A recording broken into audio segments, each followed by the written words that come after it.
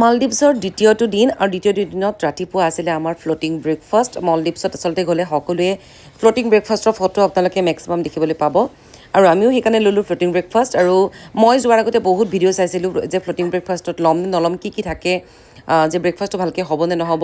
তাৰপাছত আমি মানে ডিটেইলছত একো ভিডিঅ' দেখা নাপালোঁ, সেইকাৰণে মই আপোনালোকৰ সুবিধা হোৱাকৈ দেখুৱাই দিছোঁ কি আছে ইয়াতে চাব পাৰে। পৰ্ক আছে, চিকেন আছে আৰু লগতে বিভিন্ন ধৰণৰ ফ্ৰেছ ফ্ৰুটছ আছিলে, ফ্ৰেছ জুচ আছিলে। আৰু এয়া ফাইনেলি তেওঁলোকে ফ্লোটিং ব্ৰেকফাষ্ট আমাক ইনফিনিটি পুলত দি দিছে। ফ্লোটিং ব্ৰেকফাষ্ট ইমান মানে একদম ফটো ভিডিঅ' দেখি চব মানুহে বিৰাট ভাল পায় আৰু ফ্লোটিং ব্ৰেকফাষ্ট। ইয়াতে এটা প্লেটাৰ দিছে, এইটোতো মই একদমেই খাব নোৱাৰোঁ, সেইটো মনোজে খাই আছে বাৰু। এই চিকেন আৰু পৰ্ক আছে ন, এইবিলাক chicken pork. Floating breakfast float কৰি উৰি নগ'লে হ'ল।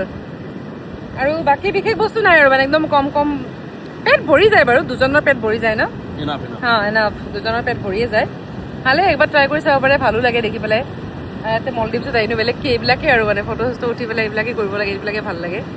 এতিয়া আমি বঢ়িয়াকৈ বহি পেলাই ইয়াতে ইনফিনিটি পুল, তো ডাঙৰ একদম পূৰা ঢৌ আহি আছে ডাঙৰ যিমান পাৰোঁ ফটো ভিডিঅ' উঠি পেলাই আমি ব্ৰেকফাষ্ট কৰি আছোঁ এতিয়া, ফ্লোটিং ব্ৰেকফাষ্ট। ইয়াতে মানে পূৰা আৰু টাইমটো কেনেকৈ ভালকৈ একদম স্পেণ্ড কৰিব পাৰি, চিল মাৰিব পাৰি, তেনেকৈ আহিব লাগে। বেলেগ একো বহুত প্লেনিং লৈ আহিব নালাগে। সেইটোৱে হ'ল মলদ্বীপছ, ৰাইট মনোজিত? আৰু কি খাওঁ, কোনোবাই যদি জুন জুলাই মাহত মলদ্বীপছত অহাৰ প্লেনিং কৰি আছে তেতিয়াহ'লে ৱেডাৰ হ'ব এনেকুৱা, মানে খুব ধুনীয়া ৱেডাৰ। মানুহে কয় বৰষুণৰ কাৰণে আহিব নালাগে, অকণ ড্ৰাই ছিজন, মানে মানুহ অলপ কমকৈ থাকে। কিন্তু হয়, অলপ ডাৱৰীয়া হয়। কালি গোটেই ৰাতি বৰষুণ দিছে। আমি আহিছিলোঁ জুনৰ 27 তাৰিখে, 27 তাৰিখে, আৰু এতিয়া এনেকুৱা ধৰণৰ বহুত ডাঙৰ ৱেভ আহি থাকে, যাৰ কাৰণে কিছুমান ৱাটাৰ এক্টিভিটি কিছুমান বন্ধ হৈ থাকে, মেক্সিমাম কৰিব নোৱাৰি। তাৰপিছত আকাশ পূৰা ক'লা হৈ আছে, তাৰমানে বৰষুণ দিব পাৰে। এনেকুৱা ধৰণৰ ৱেডাৰ হ'ল জুন জুলাই মাহত। বৰষুণ দি থাকে আৰু ভালেই লাগে, তথাপিতো বেয়া লগা নহয় বাৰু।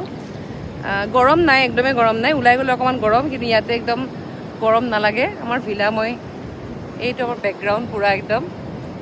আৰু জুন জুলাইত মানে আহিব পাৰে, এনজয় কৰিব পাৰে, কিন্তু ৰাতি সঁচাকৈ ইমান ডাঙৰ ঢৌ সাগৰৰ ভয় লাগি গৈছে মোৰ কালি ৰাতি।